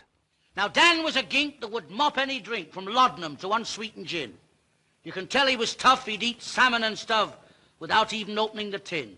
Picture a real tough son of a gun, a man that could fight any two, with hair on his chest where the birds used to nest, and that's dangerous Dan McGrew. Eric would often launch into comic poems, even quoting Billy Bennett directly. A comic many years ago, a fellow called Tony Bennett. No. Billy Bennett. Billy Bennett. Yeah. Well, they both make me laugh. Yeah. Billy Bennett. Billy Bennett. Got a moustache. Almost a gentleman. That was him, yeah. He was a great poet. Oh, was good. Oh! He did some fantastic poetry. You listen to this for scan and beauty. By the light of 1,000 lanterns, in the quarters of Limehouse Reach, lived a bland Chinese who loved the sea because he was the son of the beach.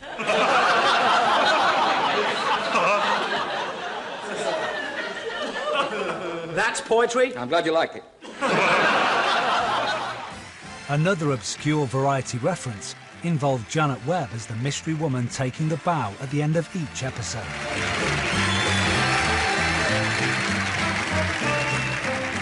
Janet Webb, who used to appear at the end of the Morecambe and Wise shows, the big woman at the back of the stage, coming down to take the tremendous applause of the crowd.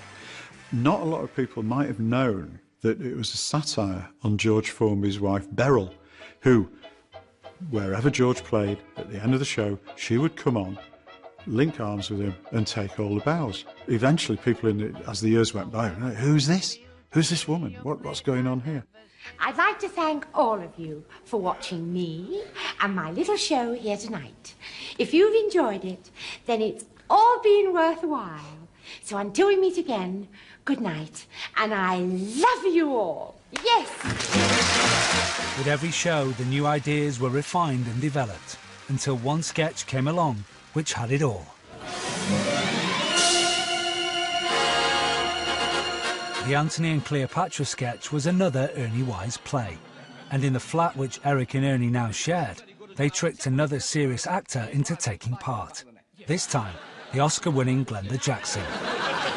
I feel sure, Glenda, that when you read my play, you'll feel that it's absolutely brilliant and a masterpiece of the highest order possible. Oh, I'm sure I will, Ernie. I've heard it said many times that yours is one of the greatest talents in the British theatre, both as author and actor. I've heard it said many times. By whom? You.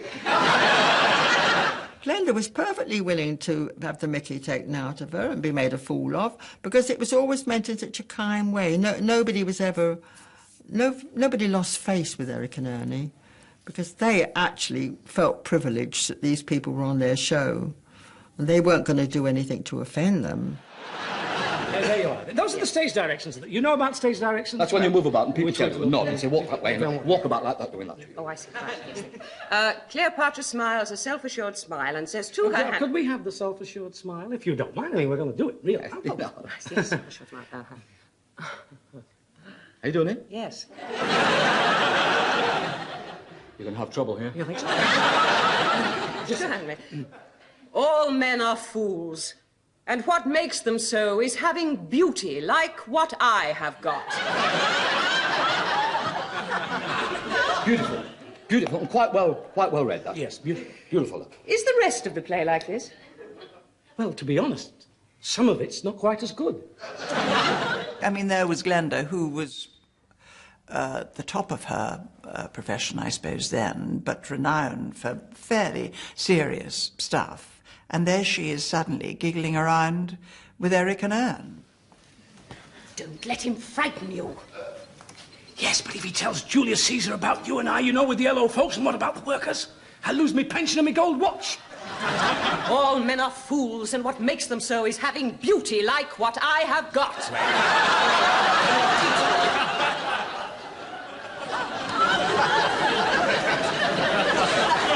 You have a plan?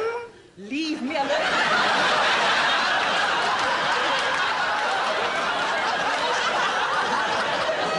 Leave me alone with him for 5 minutes. 5 minutes? 5 minutes.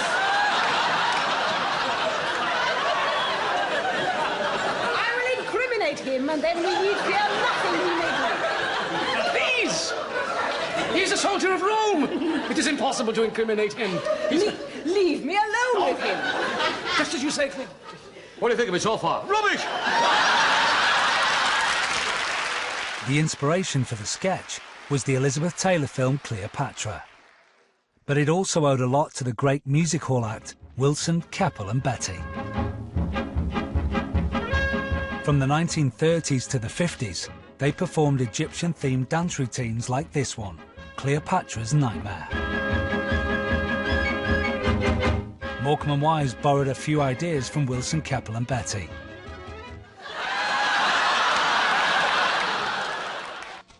The sand dance was their famous routine, a bit of business Eric and Ernie couldn't resist. You must be hungry for something. That's true.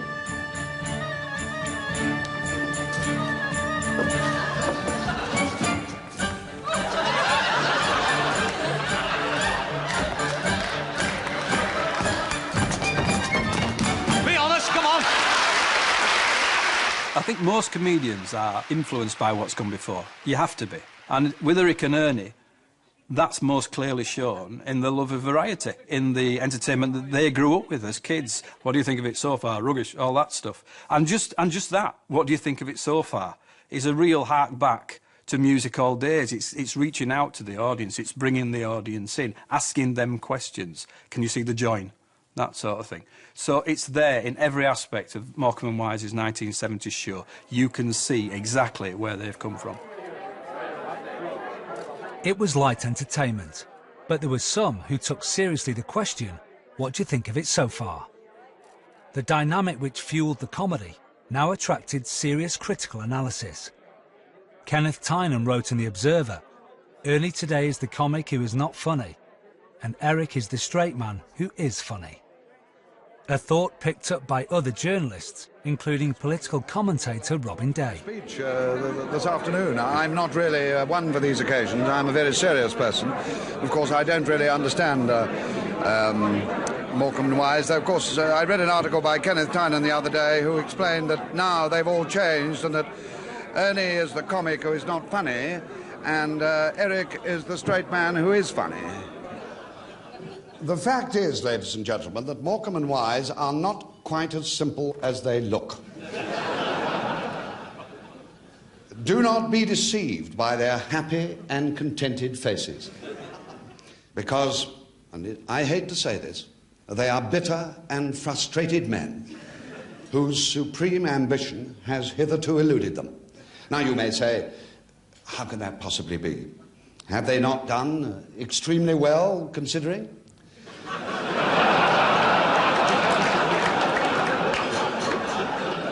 Have they not won nearly as many awards as Glenda Jackson?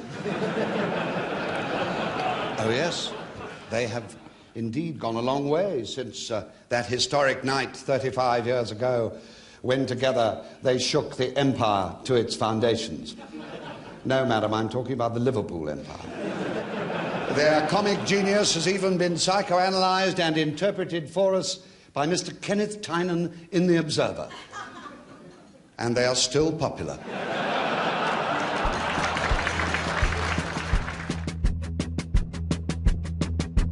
Much of the success of the show was down to the man behind the scenes, producer John Ammons.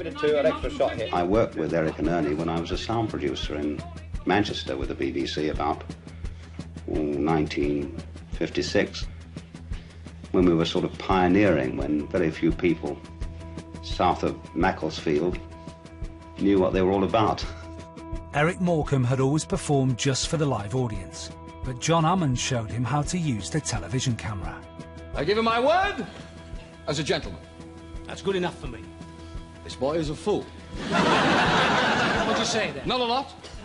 That whole business, which he originally lifted off Oliver Hardy, of looking into the camera, and which Miranda Hart has emulated off Eric so brilliantly, it brings you into the home. And so Eric did become the favourite uncle. You know, through that, by just being into your home, into your living room, I think that was definitely created through that device, and which was a working device, but absolutely brilliant. Is that my family tree? £10. Is it genuine? You have my word as a gentleman. Well, that's good enough for me. This boy is a fool. Who are you talking? Nobody. Oh. Here's the £10. It was a look to the audience at home, which in time would include his own family and himself. We were never forced to watch a programme, a Morecambe and Wise show. However, I'm not sure he'd have spoken to me if I'd said, I'm going out tonight, I'm not watching the show. And we did all watch them together. And he enjoyed watching the shows. You know, he would laugh the same as we would laugh.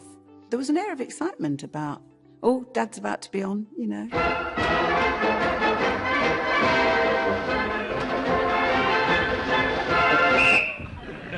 The on-screen Eric was a comedy character, a performance which Eric could also appreciate. Anne Hamilton, the ever-present cast member, saw this for herself.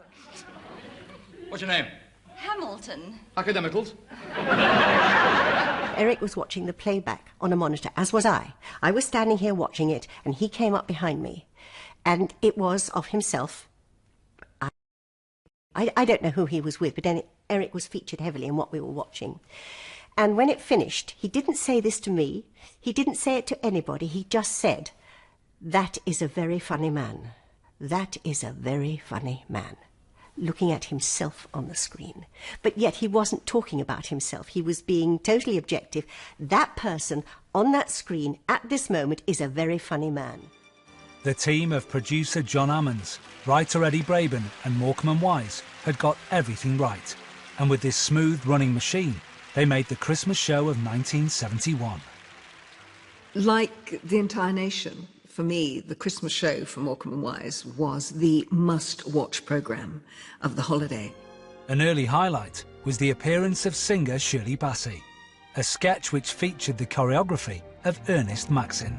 They asked me how I knew my true love was true.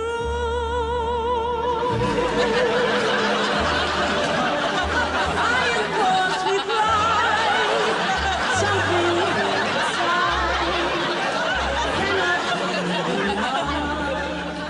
inside. What I thought as far as Shirley Bassey is concerned, people look upon her, they love her voice, a great star, and very serious. And I thought, if I can go the other way and make something happen around her that she would feel it is destroying her and she doesn't know to get out of trouble. So I thought of the shoe routine. So I charmed them and I gaily loved to think they could down.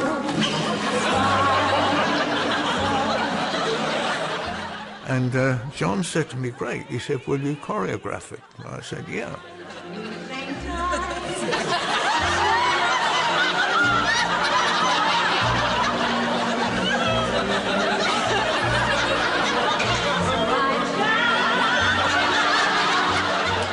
The show so far was very good, but the best was yet to come. Let's give a warm welcome to the principal conductor from the London Symphony Orchestra, Mr. Andre Previn. Halfway through, Ernie introduced another special guest, the conductor Andre Previn. We didn't think a musician would be able to carry comedy lines. We were all concerned about that. You can see, knowing Eric, I can see in his eyes he's a bit nervous. I don't know how this guy's going to perform in front of an audience. You know, this is there's so much hangs on his performance. And there's a moment where Andre says, all right, he says, I'll do it. He says, I'll just go and get my baton. And then he says, where is it? And he says, it's in Chicago, which gets a huge laugh. And you can see Eric's face, because he's timed it to perfection. Previn, absolute perfection. It's got a huge laugh. And Eric's like, oh, this is going to be good. You can see it in his face. Good night. No. Don't go, Mr. Preview. Preview. Don't go, Mr. Preview. I can... Privet. Previn. I can assure you that Eric is more than capable. Well, all right. I'll go get my baton. Please do that. Yes, it's in Chicago. It's right. in Chicago. He's in! I like him. Having the surprise package that Previn knew what he was doing and was brilliant, and a very natural comedian, in fact, and got it just right, because he played it for real. And Eric had told him beforehand, he said, you know, if there's any nudges and winks in this, it fails. We've got to believe this is really happening. Ladies and gentlemen, tonight, Grieg's Piano Concerto by Grieg. soloist, Mr. Eric Morecambe, conducted by Mr. Andre Previn. Thank you.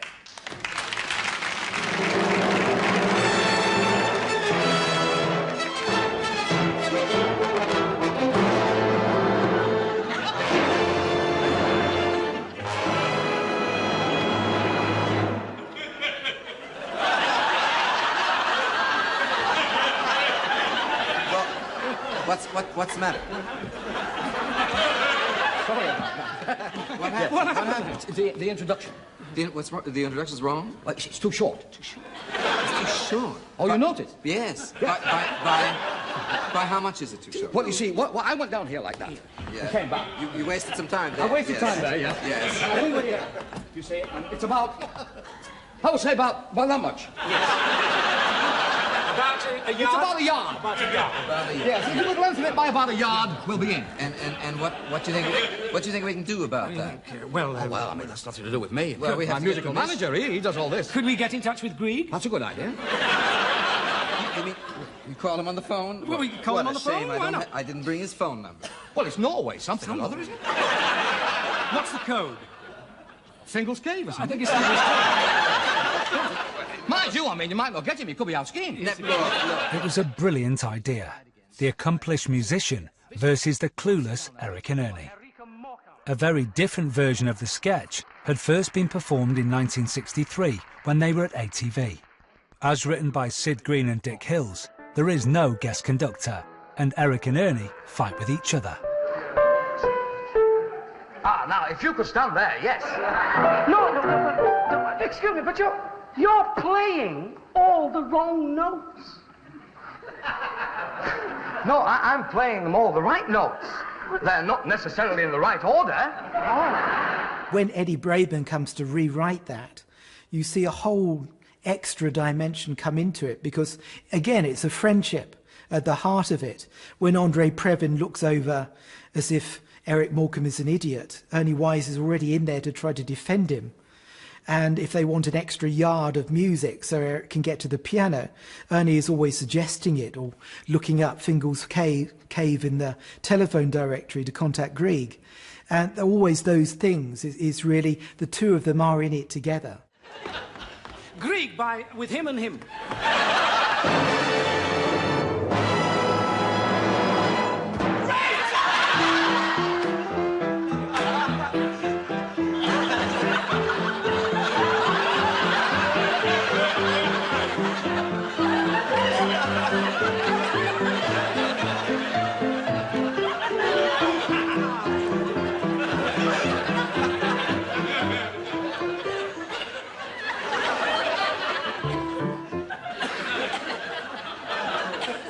Something wrong with the violins? No, there's nothing wrong with the violins. That's only your opinion. What were you playing just then? The Greek piano concerto. But you're playing all the wrong notes.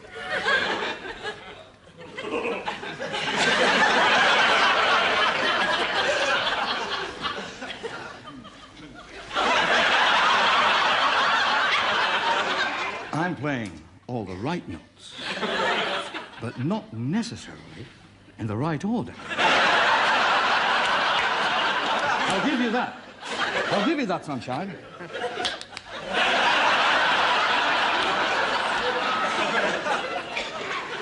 That sounded quite reasonable to me. Are you satisfied, Mr. Preview? No! What do you mean, no? No! I'm not satisfied. Why not? Well, look here, I mean, with all due deference, would you mind just wait 1 second here? Don't forget, for another £4, we could have got Edward Heath.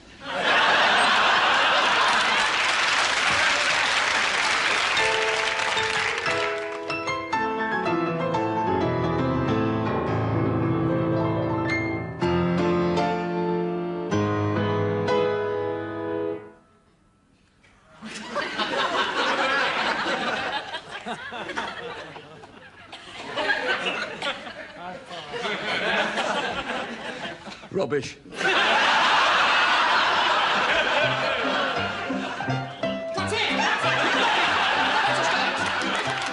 At the end, they all knew it was something special. Morecambe and Wise had completed the television journey from despair to triumph. In 1954, after the failure of their first TV series Running Wild, a critic had described television as the box they buried Morecambe and Wise in. But by 1971, television was the box which had made Morecambe and Wise immortal. Next day at lunch, my father said to me, he said, you know, it won't ever get better than that. You know, we might equal it, but that will be the ceiling for the rest of our careers, that routine with Previn. Having seen it at home on Christmas night, you know, sat back just as a viewer and watched it, he said, you know, it'll never get better than that. And he was absolutely right. Morecambe and Wise had made 32 television shows in just under 3 years. It had been an amazingly productive period, but also an exhausting one. And for the writer Eddie Braben, the strain was too much. What actually happened was I was sitting in there typing, not realising how much I was doing and what I was putting myself through. I actually happened to look down in the corner of the room and I saw this hairy thing going across the floor.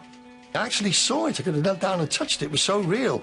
And I realised then that all wasn't as it should be.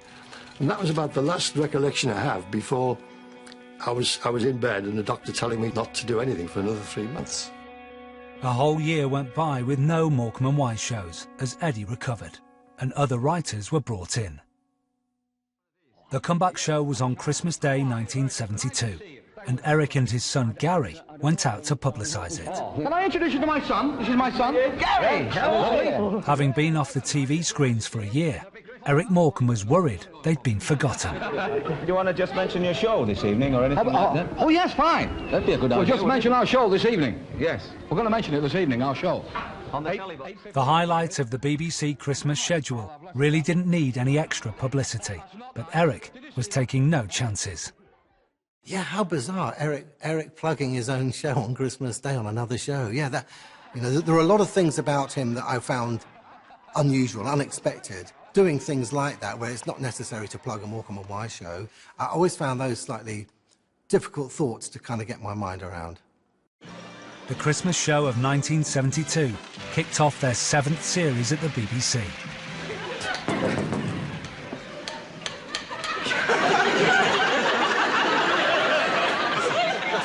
And what do you think you're doing?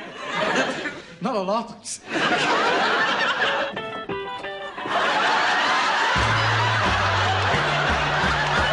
Haven't they done well?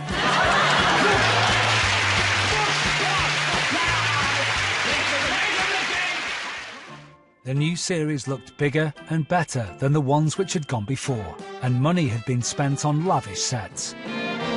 The dance routines were standing out more and more, and this was down to the choreography of Ernest Maxim.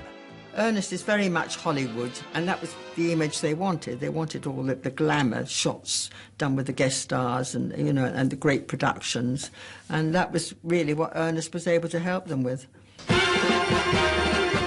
Everybody loved Ernest Maxim's musical routines, and the first episode of the next series had one of his best.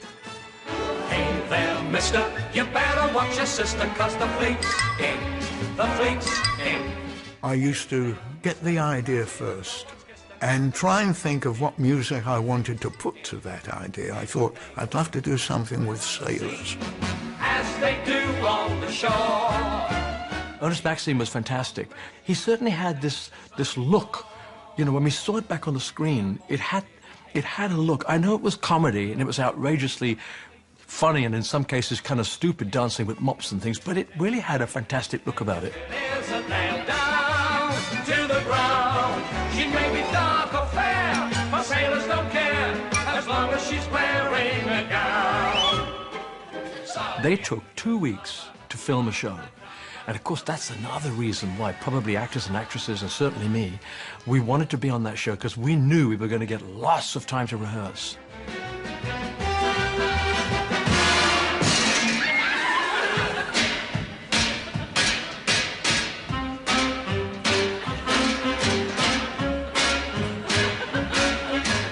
that bucket thing looks very easy, but it was really quite difficult to do that in time, banging these huge, heavy buckets on the floor. So, again, I felt all right with them because I felt that they were like me. Just listening to Ernest and saying, "Oh, okay, let's try that. We'll do that. We'll do this. We'll do that." And as we did it, and it was obviously working, you know, we could feel that it was working. The three of us were one. That I felt more and more comfortable.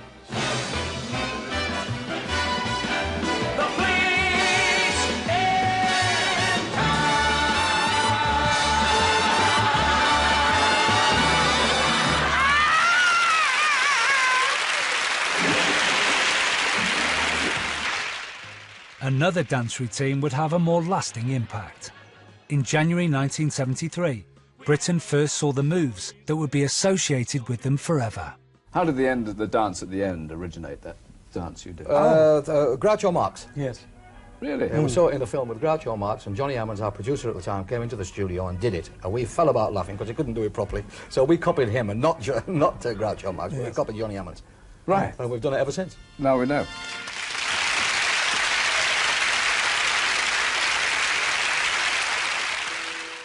Eric's home life took an interesting turn in 1973 with the adoption of a 4-year-old boy, Stephen. There's this big gap between Stephen and the others, so it was like starting all that. That actually was the hardest thing I've ever done. Because suddenly you're back into the business of schooling with someone that needs a lot of help.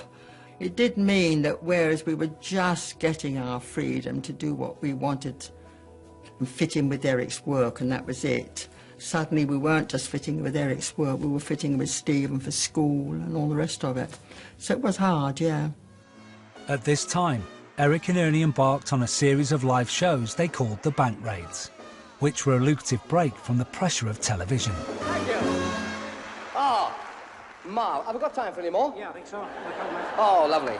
Yeah, he called them bank raids because he said it was embarrassingly easy money. You know, they literally just, you'd have his chauffeur take him up, meet Ernie there, no rehearsals needed, go and do an hour and a half, 2 hours, and stay at the hotel overnight, back home next day, and if it was near enough, back home the same night. Going back to do these stage shows was absolutely the be-all and end-all as far as they were concerned, and a lot easier, really, than doing TV shows. Announce me, I'm going to sing.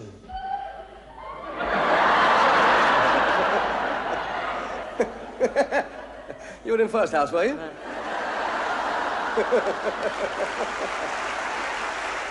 Gonna sing. You're not gonna sing, are Why you? not? We're doing so well. Thank God their agent, Billy Marsh, made in 1973, I think it was, Fairfield Hall's film of their live show, and it's absolutely brilliant, absolutely brilliant.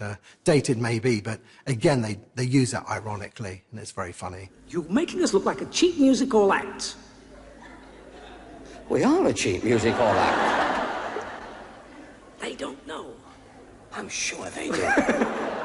But even that became tiring later on in the 70s because he felt that the material was tired. He felt it was getting embarrassing doing the same old gags that were related. A lot of it is related to the 1950s, early 60s stuff, and the era and the people of that time. And he suddenly became very material conscious that, no, we can't keep doing this. What we need to do is sit down with writers and develop a whole new live show. And then he said, well, which I'm not going to do because I don't need it. So they stopped. Now, about circa 75, I think, it was 76. Yes, we're going on. Yes, we are. Anita next. Meanwhile, back at the BBC, things were changing, and their producer, John Ammons, wanted to leave the show. Ernest Maxin, the man who choreographed their most memorable dance routines, was asked to take his place. I was thrilled to take it over, but I said to John, he said, yes, he said, I feel I want to change, I want to produce a Mike Yarwood show. Eric and Ernie wanted to follow a more musical direction, and Ernest Maxim was already choreographing for John Ammons their shows. So it was a natural development that John moved on to do other shows, which he did very successfully, and Ernest got promoted on the back of it and brought Hollywood into it. That's when he got Singing in the Rain and the Dancing Newsreaders and everything. When they knew they were going to go into a musical number, before I'd even given them the first step, they shed the tension of, will the script get laughed? It's very hard, you know. And it's something where they're not relying just on laughs, but of their talent as well. And we used to love that. I used to love giving it to them because the first thing they said on a Monday morning of rehearsals, "How are you? All right? Yes, fine. You? Okay. Now, what's the music we're doing?"